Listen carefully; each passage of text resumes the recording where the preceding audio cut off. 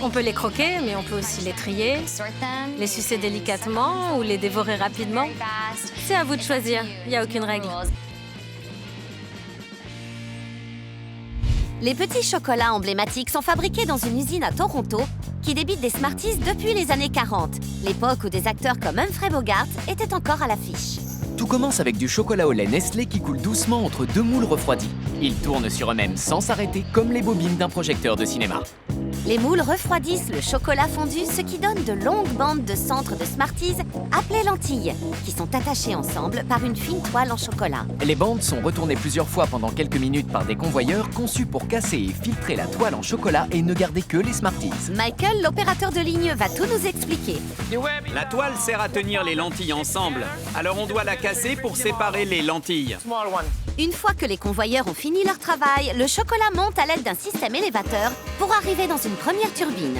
La turbine bouscule une dernière fois les lentilles pour filtrer les petites particules de chocolat qui auraient réussi à se faufiler. Les Smarties sautent de la turbine pour atterrir sur d'autres tapis roulants qui les acheminent vers le deuxième cycle d'essorage. Profitons de cette petite pause dans notre film pour rendre visite à notre ami Augustus. Bonjour, je m'appelle Augustus. Je suis opérateur de ligne chez Smarties.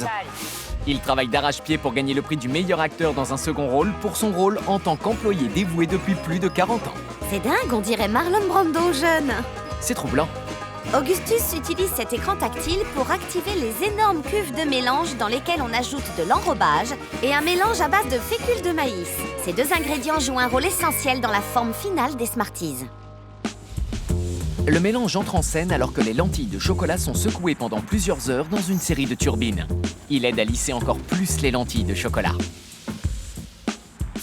On utilise le même procédé en boucle. On applique, on sèche, on applique, on sèche. Allez, tous ensemble! On applique, on sèche, on applique, on sèche. C'est à ce moment que les Smarties commencent à prendre forme. Est-ce que vous savez combien il y a de Smarties dans les turbines? Il y a des millions de Smarties là-dedans. On fabrique 13,9 millions de Smarties par jour. Ce qui fait 3,2 milliards de Smarties par an. Frimeuse. Maintenant qu'ils sont bien lisses, les Smarties sont prêts à recevoir leur enrobage sucré. Vous n'allez pas le croire, le procédé se déroule aussi dans une turbine. Vous voulez piquer une tête? Dans ce culbuteur, les lentilles sont recouvertes d'une dernière couche de sirop, puis d'une couche épaisse de farine avant de rencontrer du colorant alimentaire naturel. La couleur des Smarties est d'origine naturelle. Toutes les couleurs sont obtenues grâce à des fruits et des légumes. Attendez, vous avez bien dit des fruits et légumes? Alors les Smarties oranges sont à base de carottes? Pas de panique! Non, ils n'ont pas le goût de fruits et légumes. Les Smarties oranges ne sont pas à la carotte. On a frôlé la catastrophe. Quoi qu'il en soit, les lentilles sont séparées en plusieurs lots pour obtenir plusieurs couleurs différentes.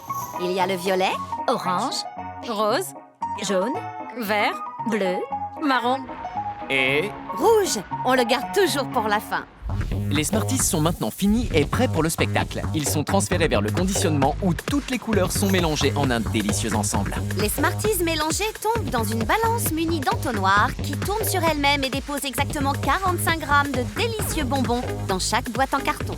Les boîtes remplies sont allongées et acheminées sur un autre convoyeur. Elles prennent un virage serré et sont interceptées par ces employés rapides comme l'éclair qui les font glisser dans des caisses. Les caisses sont ensuite empilées sur des palettes et déplacées jusqu'à l'entrepôt pour être envoyées à des cinéphiles aux 4 coins du pays. Alors que l'époque où on allait au vidéoclub pour louer une cassette VHS est révolue, d'autres traditions persistent. Comme s'installer dans le canapé avec ses proches pour regarder une star d'Hollywood à la télé, un bol de Smarties posé sur la table pour le bonheur de tous. Les Smarties sont parfaits pour une soirée film. Il suffit de les mettre dans un bol et comme ils sont petits, ils sont faciles à attraper et à partager avec tout le monde. En plus, ils ne collent pas aux doigts.